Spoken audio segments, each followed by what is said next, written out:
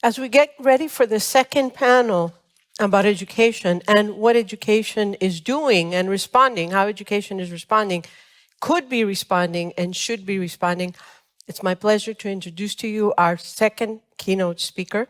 This is a man from the United States, Christian Talbot, who's the president and CEO of the Middle States Association. Middle States is an organization that accredits national schools in the United States as well as international schools. Actually has accredited ACS Athens as well based on some very rigorous standards. He has served as president of high school in New York and head of school in Melbourne, Pennsylvania. He's also the co-founder of Juno, a strategy design consultancy. Christian co-teaches Major Gifts Strategy in Action at the University of Pennsylvania, and he previously served as a mentor at the University of Pennsylvania's Education Entrepreneurship Program. He has served on several school boards and knows international education quite well, and it is my pleasure and honor to be serving as a commissioner for the Middle States Association, working with Christian. Please welcome Christian Talbot. Thank you, Peggy. Thank you so much. Hello from my basement in New Jersey, but hello to everybody in Athens. I want to thank Peggy for inviting me to speak with you. I want to say a thank you to Mr. Krachios for his earlier keynote and for the wonderful panel discussion that we just heard. And I want to share some thoughts with you about AI and the future of education. So I'm thinking of this really kind of in three acts, if you will, a story in three parts. The first part starts us off with some weird questions, and the second part involves a mirror, and the third part, I hope, speaks to those of you in the auditorium right now in Athens as we imagine who the Socrates of the future might be. But let's start with some weird questions. So actually, I want to start with a question that's not just kind of weird. I think it's actually very, very weird. And that question is, do androids dream of electric sheep? Now, if you've heard that question before, it's probably because you've read the novel, which has the same title, or you've seen the movie Blade Runner from 1982, and you know that movie was based on this novel. One of our speakers, Mr. Bakaselos, I believe, talked about Terminator as the first AI movie he can remember, and today is my birthday, as a matter of fact. I'm 48, and this is the first AI movie I can remember from 1982. So the question itself might seem absurd. Do androids dream of electric sheep? Because androids might look human and they might act human, but in fact, they're robots.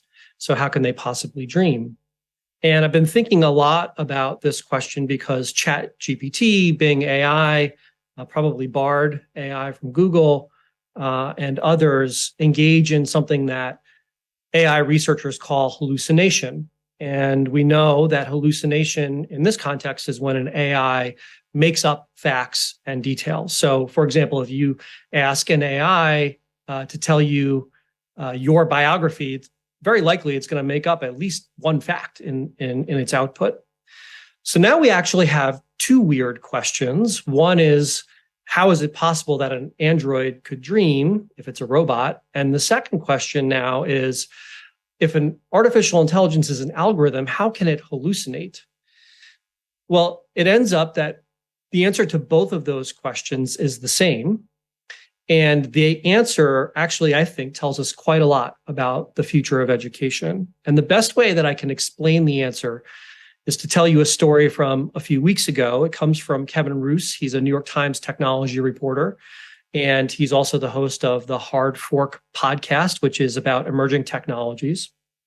So a few weeks ago, he was playing with Bing Chat, the version of AI that was released by Microsoft. And over the course of about 2 hours, he was asking the chatbot increasingly personal questions, even though it's just an AI.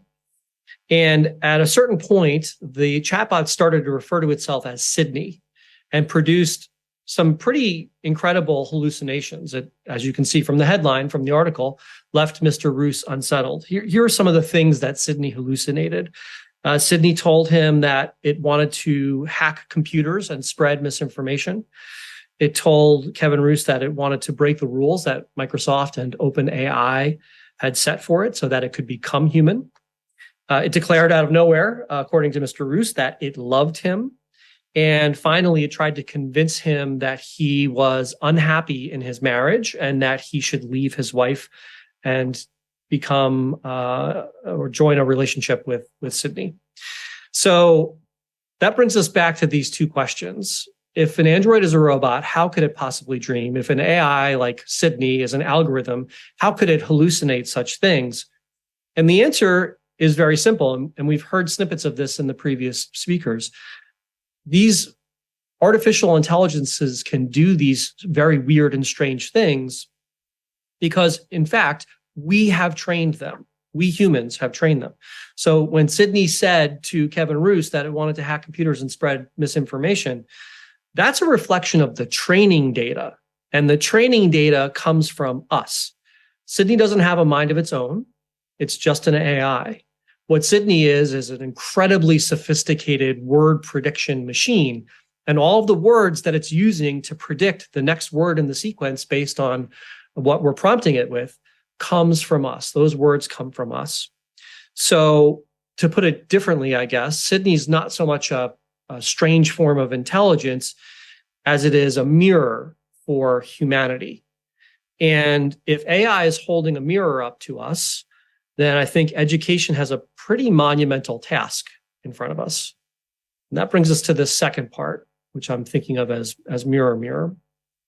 So when we're faced with a mirror, we have two choices. We can look right at it and not flinch and not turn away. We can scrutinize the image of ourselves that we see before it, the good and the bad, or we can look somewhere else, or we can redirect even the mirror to somewhere else. So what do those choices look like for educators? Well, when ChatGPT was released, you can see in the bottom, this is a screenshot from Cheddar News, which is a news outlet here in the United States. I think it was within 4 or 5 weeks, the New York City Department of Education, which is the largest in the United States, serves over 1 million students. They banned ChatGPT right away. That was what some schools did pretty much immediately. And other schools, if they didn't outright ban it, they had students shift to doing, or have had students shift to doing in-person assessments in the classroom with pen and paper, very analog, and sort of circumvent the access to the technology. Other schools have taken a different approach, and they have decided that ChatGPT has opened a door to think differently about assessment. These are schools that have asked students to work with ChatGPT or other AIs, even when it has meant that their teachers have had to rethink their assessments. They've had to look in the mirror and ask themselves, is this really how I want to assess whether our students understand and can do something with the knowledge and the skills that they're learning here? So those schools have looked very intently in the mirror, as I said. One English teacher told me that when ChatGPT came out, he immediately prompted it with an essay assignment that he has been giving to his students for years now. And the response from ChatGPT, he said, was pretty decent. It wasn't great, didn't blow him away, but it was good enough. And the first thing that made him think was, if an algorithm can write something that's a kind of a decent response, maybe that assessment I've been giving for years isn't all that good. And as far as I'm concerned, it took that teacher a lot of courage to keep his gaze fixed on the mirror that AI was holding up to him and the work that he's been doing. And a lot of other teachers have told me similar things, and I commend them for that. Conversely, other teachers have, and schools really have been driving at the sort of administrative level, have been turning their vision away, or they've actually held the mirror up and pointed it away from themselves and pointed it at other things. One thing that the mirror of AI has been pointed at is this question of cheating. You know, is AI, our ChatGPT and Bing Chat, essentially machines to accelerate cheating? I love this cartoon, which I just found for this slide deck, because it takes an old school method of cheating, you know, writing out little cheat sheet notes and putting them on the inside of of a mask for our COVID era. But is ChatGPT really the cheating machine, or are humans the cheaters and we will just find and use whatever tool is available to us when we are not particularly invested in the learning process? And by the way, there is a certain irony in schools banning the use of technology, the use of any technology, but particularly AI for students. My 15-year-old son said to me, I told him I was going to be giving this talk, and he said, well, sometimes that the work that schools ask me to do feels a lot like asking me to do the work of a machine. And he said that it didn't make a whole lot of sense to him that a school would ban ChatGPT. He said he would much prefer to be taught how to use it to make his writing better, for example, rather than to have to circumvent it altogether. So I want us to keep looking in this mirror over the rest of my brief comments and then for the panel discussion and beyond, because this technology is only going to get more sophisticated, more powerful, more pervasive over the next several years. And if we agree to keep looking in this mirror, then I think we need to ask the questions around which this panel has been organized. So these questions are things like, what's the role of education in keeping human intelligence relevant in the AI age? How can education bridge the gap between human and artificial intelligence? And what are the implications of AI on education and the skills required for success? We just heard a lot about that from the previous panel for the near future. So let's take that first question. What's the role of education in keeping human intelligence relevant in this new age? I would like to propose that the only way that education can keep human intelligence relevant in the age of AI is to ensure that we work with AI, not against it. We can't win that battle. And we also can't simply give up and allow AI to make decisions for us. That would be even worse, in my estimation. Instead, I think of a kind of a simple equation that humans plus AI is greater than humans versus AI. Reid Hoffman, who's a serial entrepreneur and founder and board member of multiple corporations, including Microsoft, which just released Bing Chat. The way he puts it is that pretty soon, sooner than we think, every human being is going to have a co-pilot, an AI co-pilot. And the best way maybe for us to think about this is the pervasiveness of smartphones.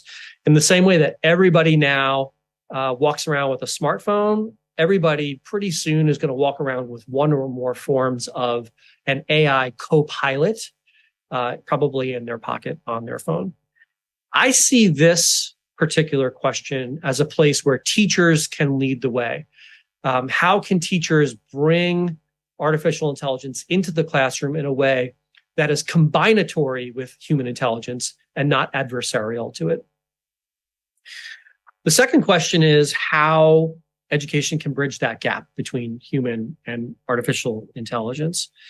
And I think school has always been really good, and rightfully so, at teaching students about what I think of as the known knowns.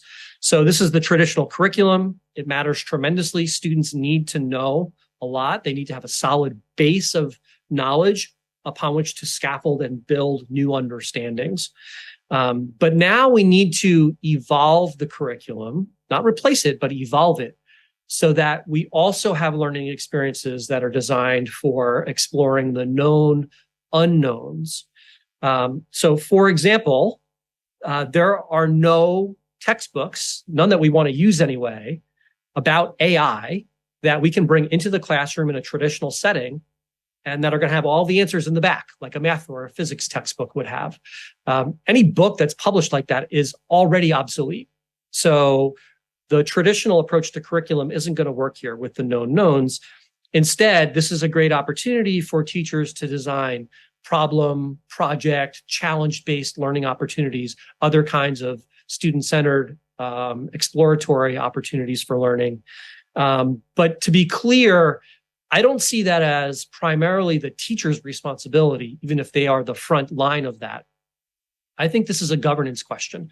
I think this is a question that boards boards of trustees, boards of directors, and school leaders together have to think about. They have to commit to making the resources available for teachers to create those conditions. Third and last question, what are the implications of AI on education and the skills required for success in the future?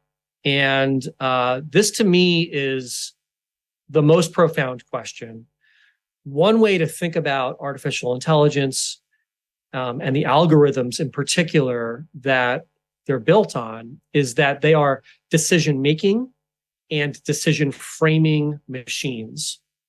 And Yuval Noah Harari, who's the author of multiple books, Sapiens, Homo Deus, and 21 Lessons for the 21st Century, has reminded us that we better make up our own minds first, or else the machines and the algorithms are going to make up our minds for us. So this is more of a philosophical question than anything else. It means, first and foremost, that we adults, whether we are leaders of coalitions of schools like me, or trustees, I'm also a trustee at a school, and I know that there are probably members of the audience who are trustees, whether we are educators, parents, alumni, we need to look in the mirror and really ask ourselves what we see when AI holds that mirror up to us. Even more specifically, I would like to propose that school needs to be a place where students are invited to explore 4 fundamental and really timeless questions. Who am I? Who are we? What matters to us? And what are we going to do about that? I think these are the most important questions. These are the questions that are most implicated by AI in education. And I think that rather than just teachers or just boards and school leaders, these questions should be engaged by all stakeholders, the ones that I just named and probably others. Some of them were on the stage before and will join you on the stage momentarily. This is a school-wide conversation. So that brings us to part 3, Socrates of the future. And we need to ask, are we preparing that child in our classroom who will be the next Socrates? Are we preparing that child to work with AI? Because the next Socrates is in the classroom. The next Socrates is in that auditorium right now in Athens. In fact, there are probably multiple Socrateses in that audience right now. And I'm thrilled to know that there are students who are part of this conversation. So as we invite students to explore the known unknowns, are we also inviting them to work with AI? Are we also inviting them to ask those fundamental questions? Who am I? Who are we? What matters to us? What are we going to do about it? Are we going to ask them silly questions like, do androids dream of electric sheep?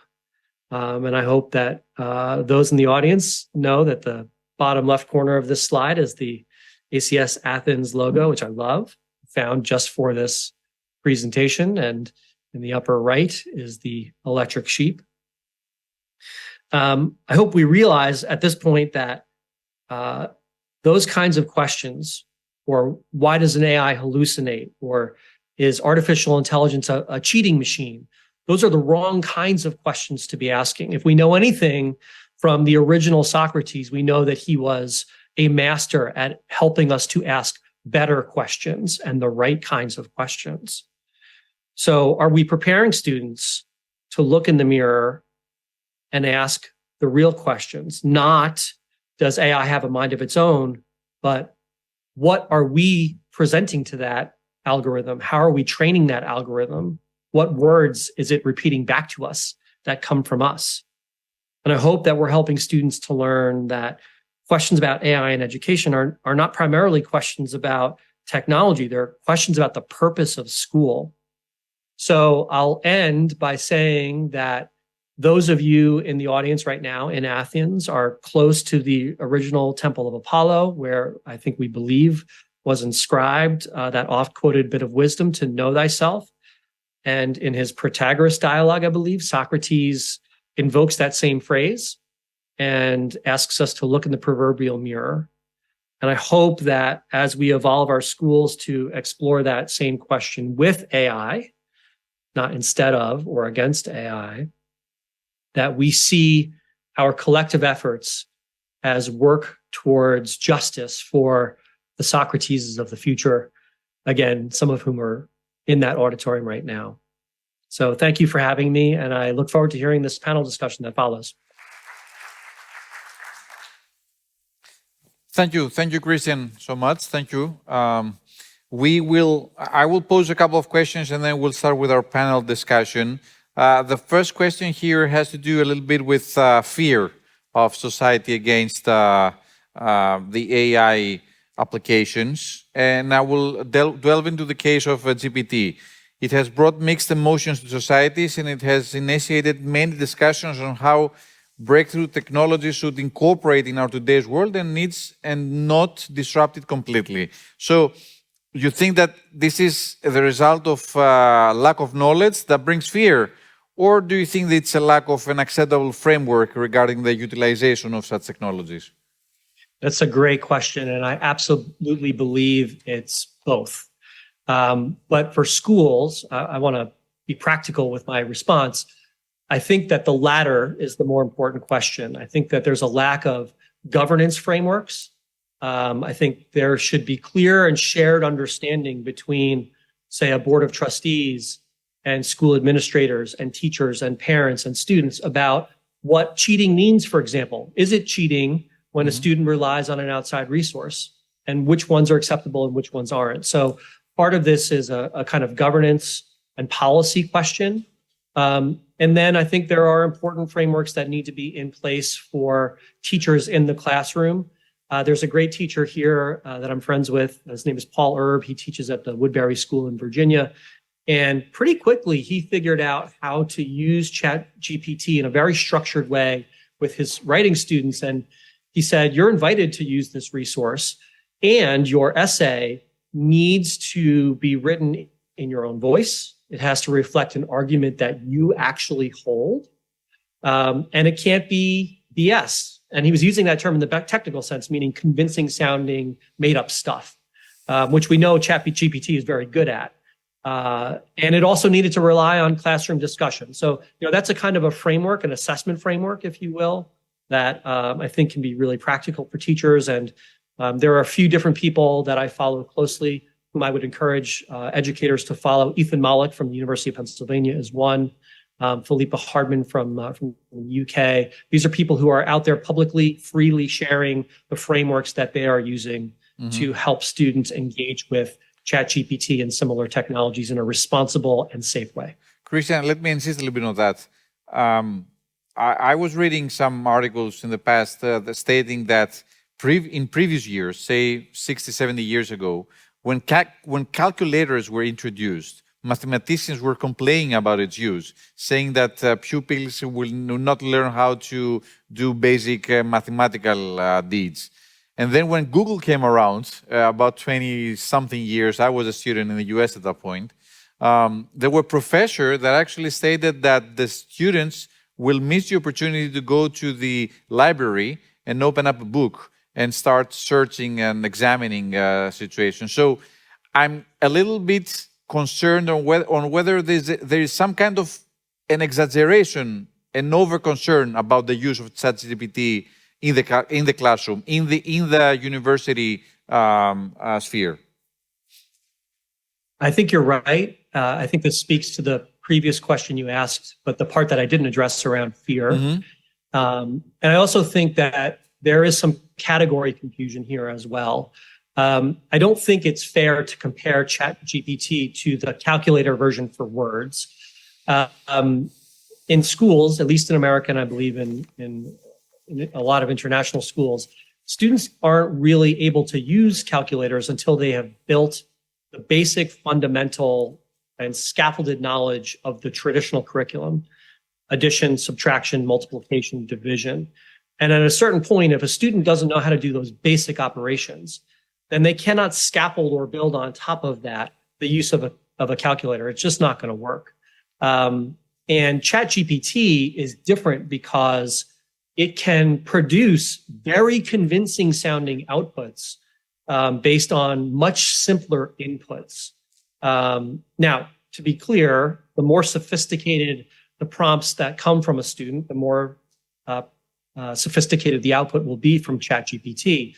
But I think there's category confusion in comparing a calculator to a large language model, because in this case, I would say that more data and more computing power compared to a calculator with a ChatGPT, more is different. I don't think these are the same things. And I think that should give us pause. It's why, as I said earlier, we need some governance and policy around this. We need clear definitions for things. And then we need to help teachers to play with really useful and safe frameworks.